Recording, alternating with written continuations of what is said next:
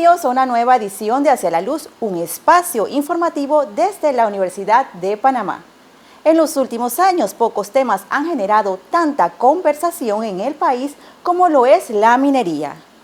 Más allá de estar a favor o en contra de esta actividad, existen preguntas de fondo que merecen una reflexión a la academia. ¿Qué entendemos por desarrollo? ¿Es posible aprovechar los recursos naturales sin comprometer el ambiente y la gobernanza democrática? ¿Qué significa realmente el concepto de extractivismo? Precisamente estas interrogantes forman parte de una investigación desarrollada por docentes de la Universidad de Panamá y publicada recientemente en la revista científica brasileña Geografares, donde el caso de minería de Panamá es analizado como un ejemplo emblemático del extractivismo en América Latina. Para conversar sobre este trabajo nos acompaña el profesor Adiel Rodríguez Reyes. Bienvenido, profesor, muchas gracias por acompañarnos el día de hoy. Muchas gracias por la invitación. El profesor Rodríguez es docente en la Facultad de Humanidades y nos hará más énfasis en lo que ha sido este tema. Nuestra primera pregunta, profesor, es ¿qué es extractivismo? Bueno, en efecto, esta publicación la hicimos en conjunto con el doctor Juan Pablo García Farignoni de la Facultad de Derecho y hemos analizado los distintos escenarios que se plantean con Minera Panamá. Como usted bien ha señalado, es uno de los temas que ha generado mayores conversaciones y tensiones a nivel nacional y también con repercusiones internacionales. Con respecto a la primera pregunta, podemos definir extractivismo como un modelo de explotación intensivo de recursos naturales que son procesados como materia prima hacia los mercados globales de los países industrializados y luego regresan a los países como el nuestro como mercancía. Y eso se practica en gran parte en los países que se conocen como el sur global. Perfecto, profesor. Su investigación precisamente plantea que el extractivismo va mucho más allá de la explotación de recursos naturales. Pero, ¿qué dimensiones económicas, políticas y también sociales comprende este concepto? Sí, como fuimos testigos durante el 2023, vimos las manifestaciones más grandes del país de los últimos 30 años. Miles de personas salían a la calle por calle 50 y mayormente, y era visible también el papel de los jóvenes. Correcto. Que jugaban en estas manifestaciones. Y en ese sentido, el extractivismo tiene un impacto económico fuerte. Se habla incluso de que las actividades de extractivistas de Minera Panamá pueden significar un 5% del PIB. Eso es muchísimo y eso genera una relación de dependencia, una relación también discursiva en la cual tanto empresarios como medios de comunicación, influencers también, señalan que si se abre la Minera Panamá se resuelven los problemas. Y también se ha generado como un discurso en esa dirección, pero tengamos en cuenta que Minera Panamá empezó desde 1997, viene dando vueltas con nosotros hace muchos años y no ha resuelto ningún problema. Entonces, crea una relación de dependencia, crea tensiones en el país, hay una tensión social y política fuerte. Se habla mucho de que hay una inminente reapertura de la mina, sí, pero pareciera que el gobierno por lo menos está viendo cómo hacerlo porque tampoco es tan fácil abrirlo en estas circunstancias. Hay implicaciones legales, por ejemplo, hay una moratoria minera. El presidente no quiere pasar por la asamblea, quiere esquivar un poco la asamblea, pero tampoco lo puede hacer directamente por un decreto ejecutivo. Así que la actividad extractivista de Minera Panamá tiene implicaciones en distintas esferas económicas, políticas y sociales, y realmente no es fácil, y tenemos a un pueblo panameño en tensión. Estamos entre la tensión del mundial y la tensión de si abren o no abren Minera Panamá. Realmente son los temas ahorita mismo de interés, como usted lo menciona.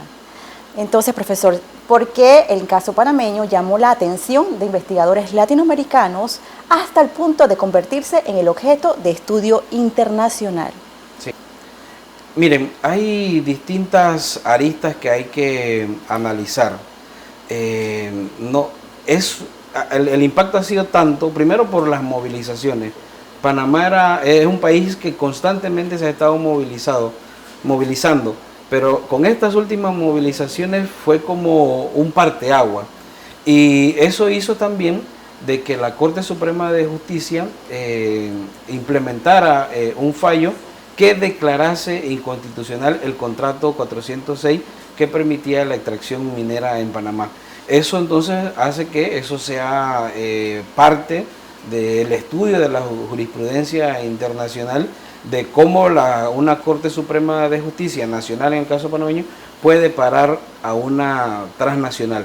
Y lo otro es la movilización social.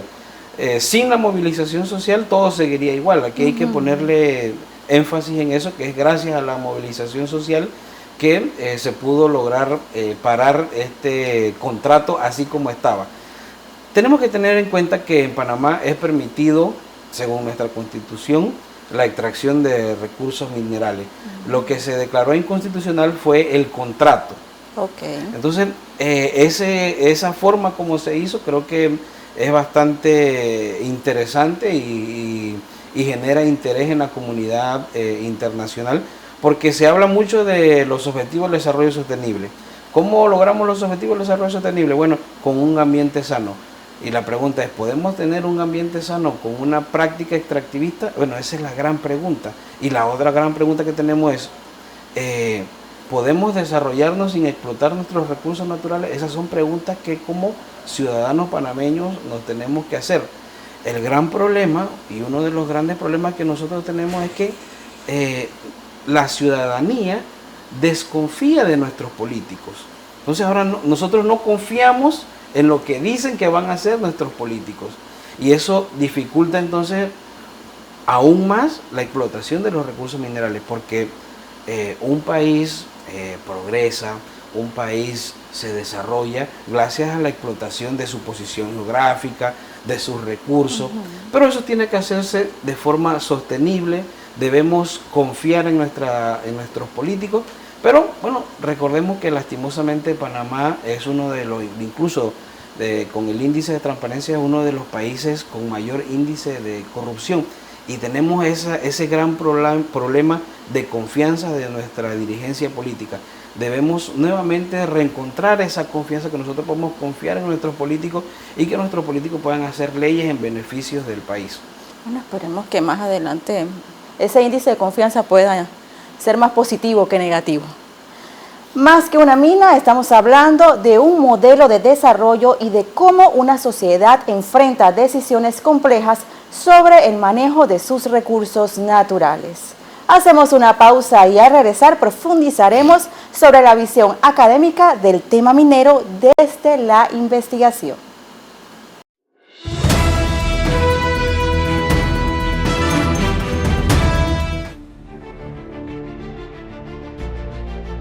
Estábamos aquí ante las instalaciones de la simulación de audiencia de la Universidad de Panamá. Estas instalaciones nos permiten a nosotros realizar las simulaciones de audiencias que nos preparan para el diario vivir del abogado.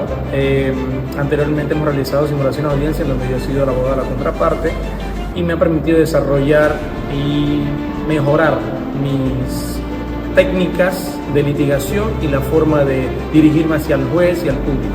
También tenemos muy buenos profesores que nos han preparado para este tipo de audiencias, junto con las clases que nos brindan excelentes profesores del más alto nivel. Esta Universidad de Panamá les ofrece la mejor educación y el mejor nivel a los abogados del futuro.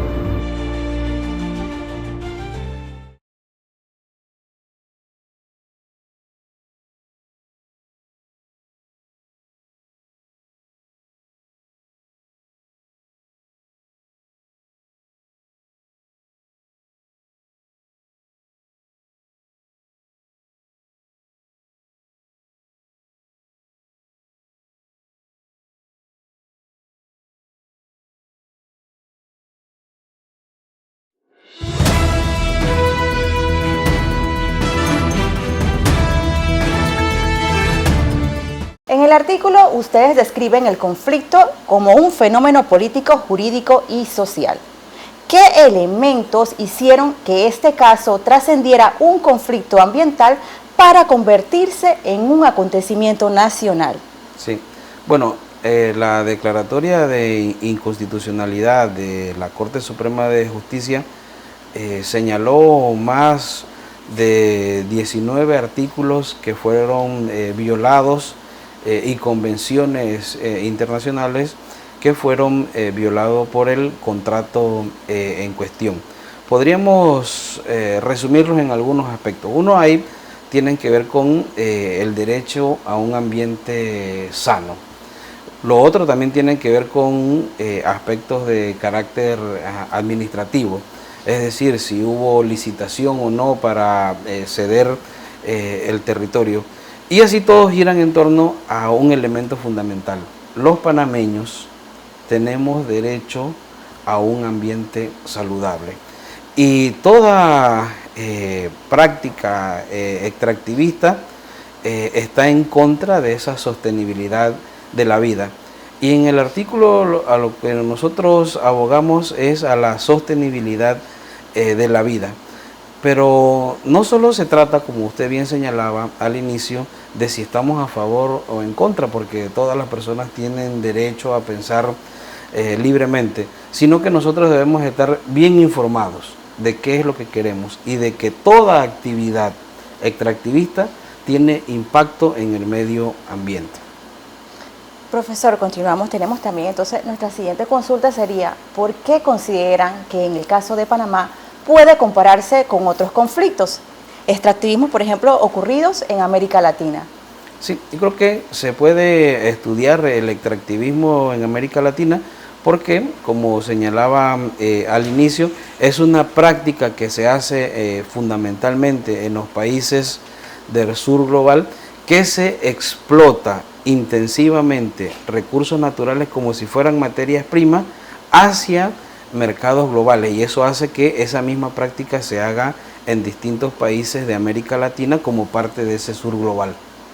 Ahora también hay que dejar claro que son países que son muchísimo más grandes comparados a Panamá, ¿verdad? Sí. Nuestra siguiente consulta sería, una de las fortalezas del artículo es que analiza el fenómeno desde distintas disciplinas. ¿Qué aporta la academia al estudio de conflictos de esta naturaleza que quizás no ofrecen los análisis cotidianos de la coyuntura? Sí, creo que lo que nosotros buscamos en el artículo es analizar los distintos escenarios. Valoramos cada uno de esos escenarios, por ejemplo, el escenario activista, que el escenario activista es que fundamentalmente hay un grupo de activistas que están en contra de toda actividad extractivista. Pero también analizamos otra arista, que es una arista pragmática. Que yo tengo mi posición como ciudadano, pero también existe esa posición pragmática. Es decir, ya está el hueco hecho. ¿Qué hacemos entonces con el hueco? Posiblemente lo que se haga, y eso es lo que pareciera que va a pasar, es que va a haber una inminente reapertura, pero independientemente de eso, se pueden implementar tecnologías e infraestructura para mitigar el impacto del daño ambiental que ya está haciendo este tipo de actividad. Entonces, el escenario pragmático es que, bueno, que se explote, pero así como está, no es satisfactorio. Y lo más importante es que toda actividad que haga el gobierno tiene que hacerlo con la participación de la gente involucrada, porque si las personas no se sienten involucradas, y no solamente por un trabajo o porque se beneficien directamente de eso, sino en la toma de decisiones de lo que ocurre en esos territorios, eso va a ser muy importante, que las personas se sientan parte de la toma de decisiones. Y en ese escenario pragmático lo que planteamos es que, bueno, ya está el hueco hecho, ya está el tajo hecho, hay que explotarlo, pero que hay que mejorar las condiciones, por ejemplo, la tasa de beneficios que podamos tener los panameños de eso. Ahora mismo el beneficio que puede tener el contrato que se declaró inconstitucional es como entre 12 a 18%, en otras experiencias, en otros países ese porcentaje es mucho más alto, porque si van a explotar los recursos naturales, bueno, que se beneficie directamente la población de esas ganancias que pueda generar la explotación. Y eso diríamos que desde una posición pragmática, desde una posición del activismo ambiental, por supuesto que cientos de personas, organizaciones, jóvenes, campesinos y también organizaciones ambientales están en contra de la actividad minera. Entonces, nuestro artículo lo que trata es de plantear estos distintos escenarios, y lo más importante es que debemos estar informados de esta actividad que afecta el medio ambiente. Es hora de irnos a una pausa. Enseguida regresamos con más de esta interesante investigación.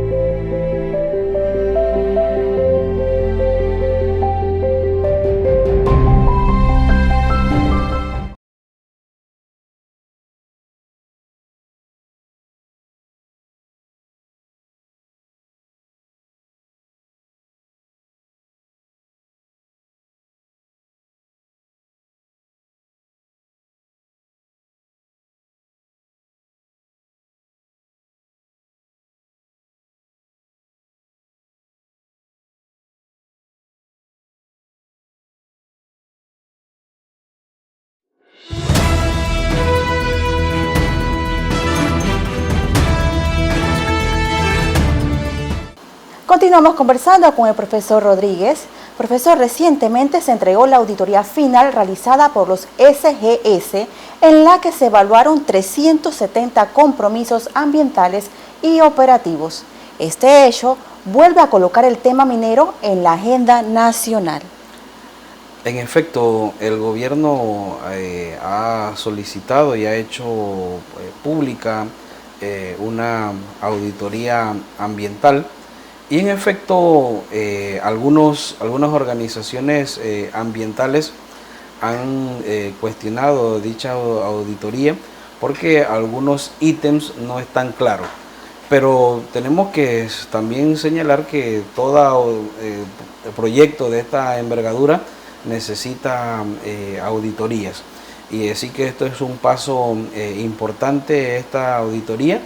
Y también es importante que la revisemos y también nosotros seamos parte de esas auditorías, es decir, que revisemos esas auditorías y siempre estemos bien informados si estos compromisos realmente responden con los intereses ciudadanos. Son 370 compromisos, bastante. ¿No considera que son muchos? Sí, estos son, se analizan ítems de, por ejemplo, si la minera Panamá cumple o no con algunos de muchísimos aspectos que tienen que ver con la calidad ambiental. Por supuesto que son muchísimos y estas auditorías cuestan millones de dólares y que representan un aspecto muy importante a la hora de la toma de decisiones. Pero como señalaba, según algunas organizaciones ambientales, muchos de estos ítems no están claros o no cumplen con los estándares ambientales que se ameritan para una reapertura. Okay. Desde la perspectiva de esta investigación, ¿una auditoría ambiental puede responder a las preocupaciones sociales que surgieron durante el conflicto o estamos hablando de planos distintos? Definitivamente, y eso es parte del problema, son planos distintos. ¿Por qué? Porque no toman en cuenta a las personas que estaban protestando. O sea, se hacen auditorías, se establecen mecanismos de conversación, pero nuevamente regresamos al mismo problema. No se está tomando en cuenta a las personas que se manifestaron en las calles. Y para una decisión de esta envergadura, se requiere a los mismos actores políticos que estaban en las calles. Mientras se discute sobre el futuro de la minería en Panamá, pero quizás la pregunta más importante sería realmente otra. ¿Qué lecciones deja este caso para cualquier proyecto de gran impacto que pretenda desarrollarse en el país, sea minero, sea energético o incluso de infraestructura?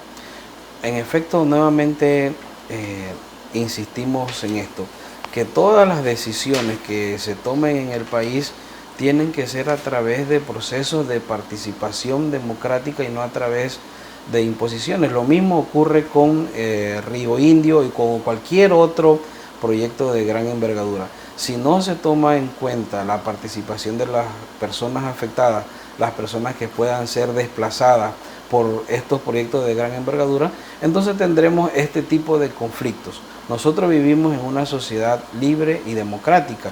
Debemos tomar las decisiones también en esa misma línea. Debemos expresar libremente si estamos en contra de algo, pero a través de los mecanismos de democracia debemos hacer partícipe nuestro criterio y que se tome en cuenta nuestro criterio antes de que se imponga una decisión antidemocrática como son las que hemos visto a lo largo de nuestra historia.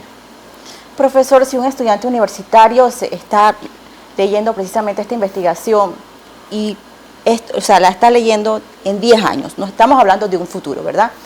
¿Cuál espera que sea la principal reflexión que obtenga el caso Minera Panamá?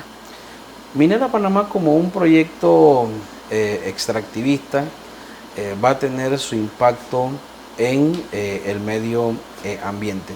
El mensaje que le deja no el artículo que escribimos, sino las grandes movilizaciones que se hicieron en 2023, eso quiere decir que hay un porcentaje de panameños y panameñas que sí lucharon por un medio ambiente saludable, por un medio ambiente sano y por un medio ambiente sin extractivismo metálico a cielo abierto. Ahora bien, ¿qué se hace? ¿Qué se va a hacer? No sabemos, no tenemos una bola de cristal, pero sí sabemos que miles de personas se manifestaron en contra de una imposición de un gobierno que no consultó un contrato. Así es, profesor. Muchas gracias por habernos acompañado el día de hoy. Antes de finalizar, me gustaría que hablara también sobre su compañero que realizó con usted este estudio, ¿verdad? Sí, este estudio lo hicimos en conjunto con el doctor Juan Pablo García Farignoni, que es doctor en Derecho, profesor de la Facultad de Derecho, porque también necesitábamos analizar el aspecto legal del contrato, porque tratamos de, y eso es lo que tratamos de hacer en la universidad, tener una visión interdisciplinaria de los problemas nacionales. Agradecemos al profesor Rodríguez, con quien hemos conversado sobre una investigación que invita a mirar uno de los episodios más relevantes de la historia reciente de Panamá desde la perspectiva de las ciencias sociales.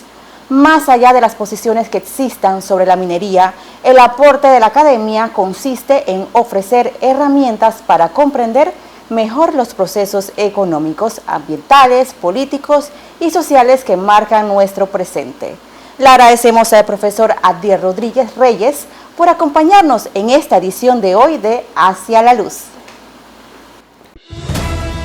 Así llegamos al final de esta edición. Gracias por acompañarnos y ser parte de esta comunidad universitaria. Los esperamos en una próxima entrega con más información y actualidad.